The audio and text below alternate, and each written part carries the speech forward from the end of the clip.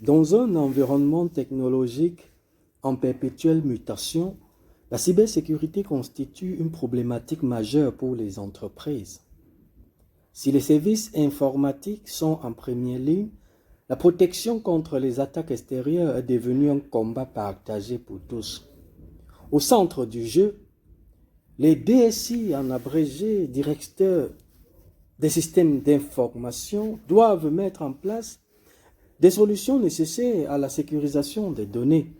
Ils jouent par ailleurs un rôle stratégique entre innovation technologique et évangélisation des équipes.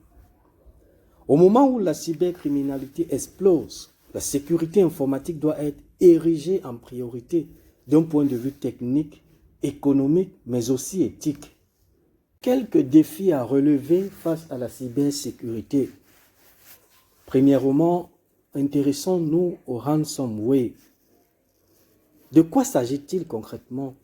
Il s'agit des logiciels ou programmes malveillants qui encryptent les données sensibles d'une entreprise.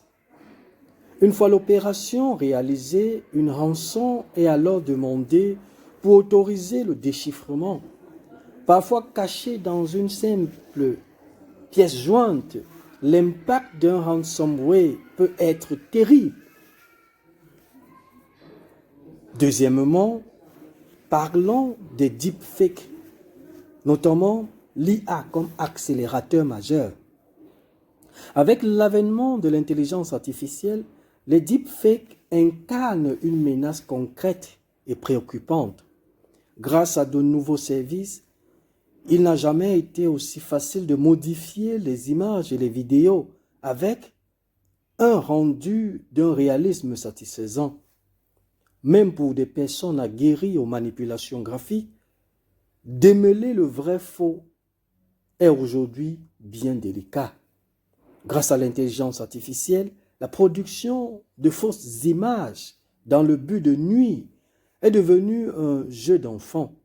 Pour lutter contre les deepfakes, plusieurs axes de travail sont à relever et à préciser, notamment la sensibilisation interne des équipes au sein d'une entreprise, voire dans la société en général, la mise en place de méthodologies de travail ou encore la maîtrise. La sécurisation des processus d'authentification, quels qu'ils soient, doit également être renforcée. Troisièmement, intéressons-nous à une chaîne d'approvisionnement à sécuriser. La cybersécurité ne se cantonne plus au seul réseau de l'entreprise. L'intégralité de la chaîne d'approvisionnement, telle que les fournisseurs ou alors les prestataires, s'apparente à une potentielle porte d'entrée pour des hackers. L'interconnexion des systèmes d'information rend donc vulnérable chacun des maillons d'une même chaîne.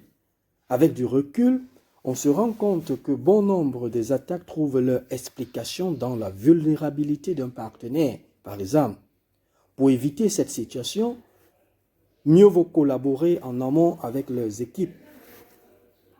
L'échange de bonnes pratiques et le partage de connaissances facilitent également la montée en compétences. Baliser et valider l'ensemble de chaque étape de la chaîne minimise davantage les risques de cyberattaque.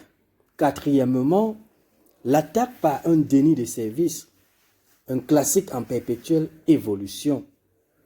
Parmi tous les types de cyberattaques connus, l'attaque par déni de service n'a rien d'une nouveauté. Depuis les années 80, cette technique est utilisée pour nuire à distance au système d'information des entreprises. Des requêtes massives, exploitation d'une faille. L'idée est de mettre hors d'état le réseau d'un tiers. Bien que ce procédé ne soit nouveau, il n'en reste pas moins en expansion. Ces attaques de déni de service sont massivement utilisées par des hackers aujourd'hui.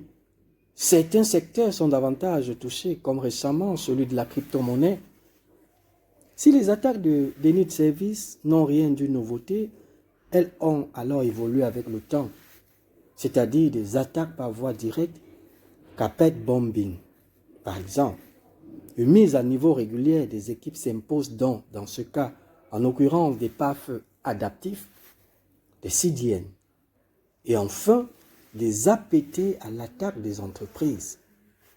Les menaces persistantes avancées, en abrégé APT, constituent l'un des principaux sujets de préoccupation pour les directeurs des systèmes informatiques, en abrégé DSI, en 2024, tout comme dans les années à venir.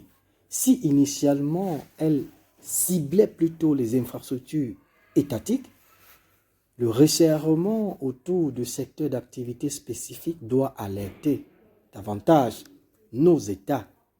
Sophistiqués et ciblés, ces attaques visent à infiltrer les réseaux et systèmes d'une organisation pour y collecter des données sensibles ou causer de graves dommages.